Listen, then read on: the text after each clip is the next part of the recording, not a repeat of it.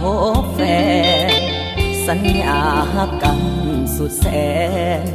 จะแต่งแฟนหน้าแล้งปีหน้าหน้าแล้งปีนี้มาเห็นคนดีใจอายจะพาเห็นน้องควมเข้าวิวาเจ้าบ่าวนั้นนาก็คือเสี่ยวเฮา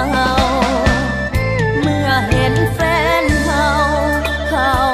เป็นเจ้าสาวของเสี่ยวเสียแห่งหักกันมันเหนียวน้องมาเบี้ยวหักสูญสิ้นเงาปานน้ำท่วมปากเมื่อเห็นคนหักแต่งกับเสี่ยวเฮาเสี่ยวหักเสี่ยวแพงแต่เก่าแต่งเอาแฟนเฮาเป็นคู่เคียงกันความรู้สึกฟื้นยิ้มในงานวิวาห่วมยินดีปีดาแต่น้ำตาของเฮาตกในเสี่ยวเฮาก็หักแฟนเฮาก็หักหมดใจหวานอมคมคืนเอาไว้ความเจ็บปวดใจหับไว้ผู้เดียวสวรรค์ลำเอียงเฮาได้เพียงหักนางเป็นแฟนเสี่ยวเฮาเขาได้ควงแขนเขาวิวาเป็นพันยาเสียวเพื่อความสัมพันธ์เฮาเคยหักกันมันเหนียวเพื่อความสุขแฟนและเสี่ยวยอมทุกคนเดียวถือเป็นเวรกรรม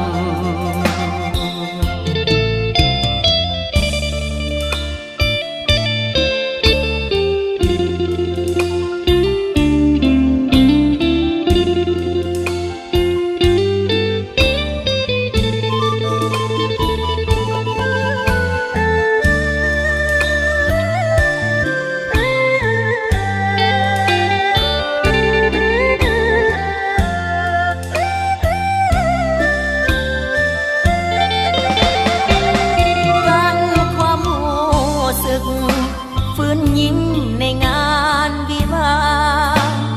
ห่วมยินดีปีดาแต่น้ำตาของเฮาตกในเสี่ยวเฮาก็หักแฟนเฮาก็หักหมดใจหวานอมคมคืนเอาไว้ความเจ็บปวดใจหับไว้ผู้เดียวเฮาได้เพียงหักนางเป็นแฟนเสี่ยวเฮาเขาได้ควงแขนเขาวิวาเป็นพันยาเสียวเพื่อความสัมพันธ์เฮาเคยหักกันมันเหนียวเพื่อความสุขแฟนและเสี่ยวยอมทุกคนเดียวถือเป็นเว